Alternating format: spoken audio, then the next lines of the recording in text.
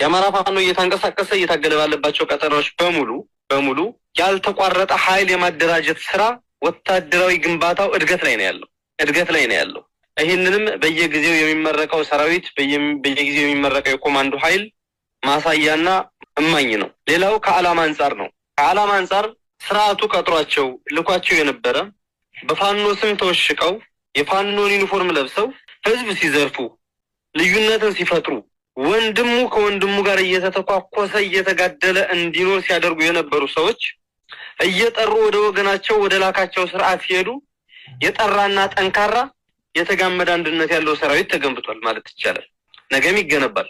ከዚህ አንጻር ስናየው የፋኖ ሰራዊት እየተዳከመ ነው የሚለው የሚያስቅ ነው የሚሆነው። አመሰግናለሁ አርበኛ ሳሙኤል። ወደ ተከታዩ ጥያቄ ልለፍ። እንግዲህ ሰሞኑን ብልጽግና አጀንዳ አድርጎ የያዘው በተለይም የፋኖን ስም ያጠፋልኛል በሚል ፋኖ የኢትዮጵያን ብሔራዊ ጥቅም አሳልፎ ይሰጣል ሲል ይከሰዋል፣ ይወነጅለዋል እና ይህንን እንዴት ታየዋለህ?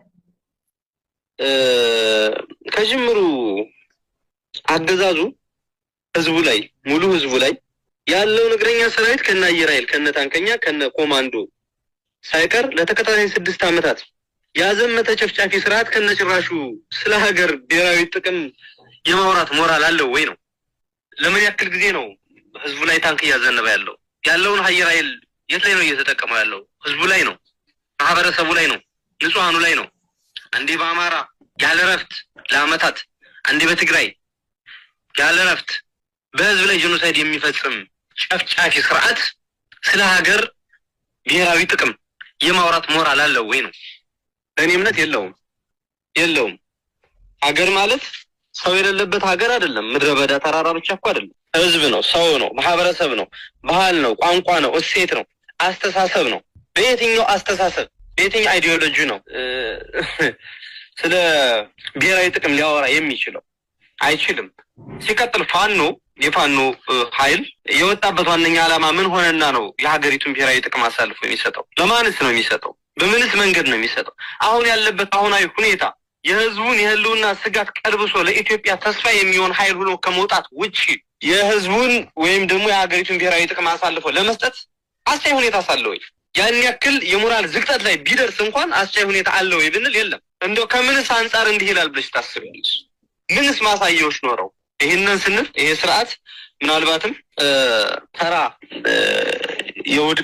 ከውድቀት አንጻር እዚያም ከሚፈጥራቸው ችግሮች አንዴ ከአረብ ኤሚሬት አንዴ ከምን እየሰበሰበ በህዝቡ ላይ ያለ ሰቀቀን ጭፍጨፋ ጄኖሳይድ የሚፈጽም ስርዓት የፋኖን ኃይል የነጻነት ታጋይ ዋጋ የሚከፍልን አርበኛ በዚህ ልክ መፈረጅ ማለት ከአንድ ተራ ሞራል ከሌለው ስርዓት የሚጠበቅ ነው። ነገር ግን ፋኖ በዚህ ልክ ይሆናል ብሎ ማሰብ የትኛውም የኢትዮጵያ ህዝብ በዚህ ልክ ይጠረጥረዋልም ብዬ አላምንም።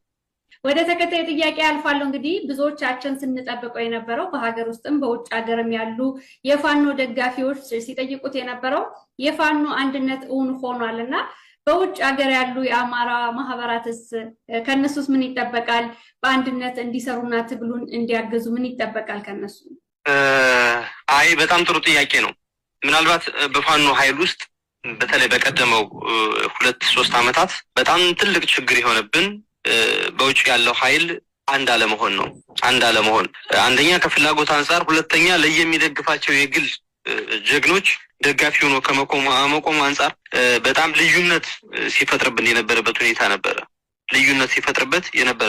ነበረ። ይልቁንም አንድ አድርጎ ከመደግፍና ለአማራ የሚጠቅመውን ከማድረግ ይልቅ ለሽብልቅነት የቀረበ ሆኖ የነበረበት ሁኔታ ነበረ። አሁን አማራው አንድ ድርጅት አለው እና አንድ አማራ የተባለ ህዝብ አለ። እሱም የህልውና ስጋት ያለበት ለረጅም ዘመናት ሲሰራበት የቆየ እንዳይነሳና ራሱን እንዳይከላከል ሲደረግ የቆየ ህዝብ አለ እና በውጭ ያለው ዲያስፖራ የዚህ ህዝብ አካል ነው። የዚህ ህዝብ አካል እንደመሆኑ መጠን በአንድ ድርጅት ለአንድ ህዝብ በአንድነት በአንድ ወጣት አደረጃጀት በውጭ ያለውን ኃይል አሰባስቦ ትግሉን የሚደግፍበት የትግሉ አካል የሚሆንበት ጊዜና ሰዓት ነው። አሁን በሀሳብ የሚደግፍበት፣ በዲፕሎማሲ ጫና የሚደግፍበት፣ በፋይናንስ የሚደግፍበት፣ በኪነ ጥበብ የሚደግፍበት፣ በሚዲያ እና በፕሮፓጋንዳ የሚደግፍበት፣ የአገዛዙን ስርዓት አጋልጦ የሚሰጥበት ወሳኝ ጊዜ ነው። ለማሸነፍ ትብብር ያስፈልጋል፣ አንድነት ያስፈልጋል። ከላይ ብየዋለሁ። የተቀናጀ አንድነት ያለው ብርቱ ክንድን የጠላት ማዕከላዊ ቦታ ላይ መምታት ያስፈልጋል። ለዚህ ደግሞ ውጭ ያለው ኃይልም በዚህ ልክ አጋዥና የዚህ አካል መሆን መቻል አለበት። ለዚህ አሁን በፊት የነበሩ ክፍተቶችን፣ መጎሳሰሞችን፣ የማህበራትን ልዩነቶችን ሙሉ አጥቦ አንድ መዋቅር መዘርጋት ያስፈልጋል። አንድ መዋቅር በእያንዳንዱ አማራ የሆነ የአማራ ኮዜ ነው ብሎ የሚያስበው ሰው ሁሉ ተደራሽ የሚሆንበት በየቤቱ አደረጃጀት መስራት ይጠበቅብናል ወይም ደግሞ ይጠበቅባቸዋል ማለት እፈልጋለሁ። በፋኖ ስም የተደራጁ ዘረፋ ላይ የተሰማሩ ቡድኖች አሉና በእነዚህ ኃይሎች ላይ ምን አስባቸዋል? እውነት ነው እንግዲህ ቅድም ከገቡ ኃይሎች ቅሪቶች ይኖራሉ። ባንዴ አይጠራም፣ ትግል ነው። ባንዴ አይጠራም። አንደኛ ዓላማ ያሏቸው ሁሉም አሳክተው ተመልሰዋል ልንል አንችልም። የተወሰኑ ርዝራዦች ሊቀሩ ይችላሉ። ሁለተኛ ከርስን ለመሙላት የሚሰሩ ኃይሎች ይኖራሉ። ነገር ግን እንዳልኩት ገና አንድነት ወደ መምጣት ሲመጣ እንዴት እንዳንጓለላቸው አይተናል። ጸረ አንድነት ኃይሎች እንዴት እንዳንጓለላቸው አይተናል። ጸረ አማራ ኃይሎች እንዴት እንዳንጓለላቸው አይተናል።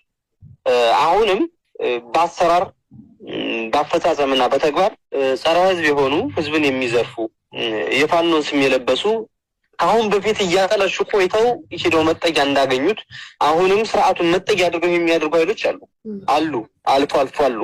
እነሱ ላይ ምን ታስባል? ምህረት የሌለው እርምጃ ነው።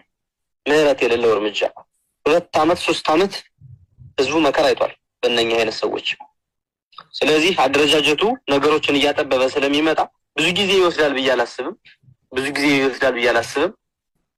መዋቅሩ እያለቀ ውህደቶች እያለቁ በየክፍለ ሀገሩ የነበረው አደረጃጀት በየእዞች የነበረው አደረጃጀት ወደ አንድ እየመጣ ሲሄድ ለምሳሌ ጎንደር ላይ 2 እዞች አሉ፣ ሸዋ ላይ 2 እዞች አሉ። እነዚህ እዞች አንድ የሆኑ እየተዋሃዱ ሲመጣ መደበቂያ አይኖረውም። የተጋልጦ የሚሰጥ ነው። በትክክል ያለ ምህረት እርምጃ ይወሰድበታል። ሁሌ ለህዝብ ሸክም የፋኖነትን ገጽታ የሚያጠለሽ ነው ሊቀጥል ስለማይችል ምህረት የሌለሽ እርምጃ መውሰዳችን አይቀሬ ነው። አመሰግናለሁ። አርበኛ ሳሙኤል ባለድል የፋኖ ትግል ሊያሳካው የሚፈልገው ዓላማ ምንድን ነው? እንግዲህ ፋኖ በተለያዩ ሚዲያዎች ሲገልጽ ለመላው ኢትዮጵያ ህዝብ ሰላምን ለማምጣት እየታገለ መሆኑን ይናገራል እና ሌላው ህዝብስ አብሮ ከመታገል አንጻር ምን ማድረግ አለበት?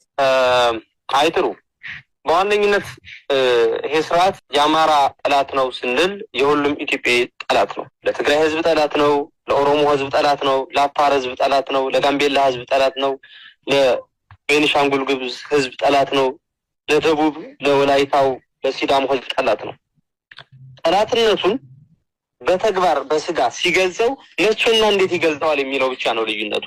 ተሳክቶለት አይሳካለትም እንጂ በዚህ ዘመን ይሄ ሁሉ ወጣት ኃይል ንብ ሆኖ በተነሳበት ዘመን አይሳካለትም እንጂ ተሳክቶለት አማራውን ቢያጠፋ ቀጣይ ስቴፕ ወደ ማን ነው የሚሄደው የሚለው ምናልባት ሲዳማው ላይ ሊሆን ይችላል፣ ምናልባት አፋሩን ሊሆን ይችላል፣ ምናልባትም ሶማሌውን ሊሆን ይችላል፣ ምናልባትም ከኦሮሞ ምርጦ የሆነ ኦሮሞ ሊመታ ይችላል።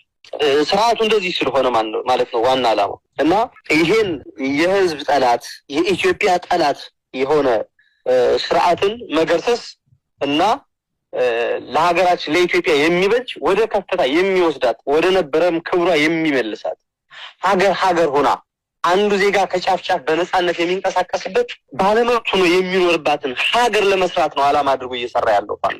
ከዚህ አንፃር ከሁሉም የኢትዮጵያ ኃይሎች እንዲሁም ከህዝቡ በጣም በርካታ ነገር ይጠይቃል። ፋኖነትን ተላብሶ በፋኖነት መንፈስ መታገልን ይጠይቃል። በፋኖነት መንፈስ ፋኖ የኢትዮጵያዊ መገለጫው ነው። ለነፃነቱ ሲል በነፃ ዋጋ የሚከፍልበት። ስለዚህ መላው ኢትዮጵያ የዚህ አካል መሆን መቻል አለበት። ህዝቡ ይሄንን መደገፍ መቻል አለበት። መደገፍ ብቻ አይደለም፣ ከመደገፍ ባለፈ በየአካባቢው የሚፈጥረውን ሽብልቅ፣ ትንኮሳ፣ እርስ በርስ የማጋደል ስራ ነቅቶ ተረድቶ ማየት መቻል አለበት። ህዝቡን ለማደንዘዝ የሚሰራውን የፖለቲካ ማደባበሻ የብልጭልጭታ እድገት መረዳት መቻል አለበት። ይህንን ተረድቶ ወደ ሰላማዊ እንዲሁም ዘላቂና መሰረታዊ ኢትዮጵያ ለመመለስ ሁሉም ኢትዮጵያ የበኩሉን ድርሻ መወጣት መቻል አለበት። አሁን እንቅስቃሴዎች እናያለን። በጣም ደስ የሚሉ እንቅስቃሴዎች አሉ። በአፋር በኩል የትጥቅ ትግል ወጥተው እየታገሉ ያሉ ፋኖነትን የተላበሱ አሉ። በጋምቤላ እያየን ነው። በቤኒሻንጉል እያየን ነው። በሶማሌና ሌሎችም እንቅስቃሴዎች አሉ።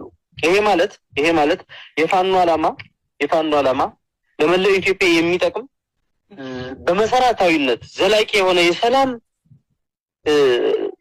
እድልን የሚያመጣ ስርዓተ መንግስት መገንባት ከተፈለገ በፋኖነት መንፈስ የፋኖ የትግል አካል ሆኖ በመላው ኢትዮጵያ መነቃቃትና ወደ ትግሉ መግባት አስፈላጊ ነው የሚል እይታል። በእኔ በኩል ጥያቄዎችን ጨርሻለሁ። ማስተላለፍ የምትፈልገው መልእክት ካለ ድሉ ልስጥ። ጥሩ፣ አመሰግናለሁ። ማስተላለፍ የምፈልገው መልእክት በመጀመሪያ ይሄ አንድነት በዚህ ደረጃ ሆኖ አማራው አንድ ቤት፣ አንድ መዋቅር፣ አንድ ድርጅት ስላለው ለህዝባችንም ለሰራዊታችንም እንኳን ደስ ያላችሁ ማለት እፈልጋለሁ። እንግዲህ ይሄንን አስመልክቶ አንድነቱን አስመልክቶ የሚመጡ ድሎችን በሙሉ ያለምንም ማንገራገር መጠቀም ያስፈልጋል። ከአሁን በፊት አንድነቱ ስላልተፈጠረ አንድ ስላልሆናችሁ እያለ በየቤቱ ተቀምጦ ጃምቦ የጨበጠ በየመሸታ ቤቱ የሚዘፍን ምክንያት አልባ የሆነ ወጣት አለ።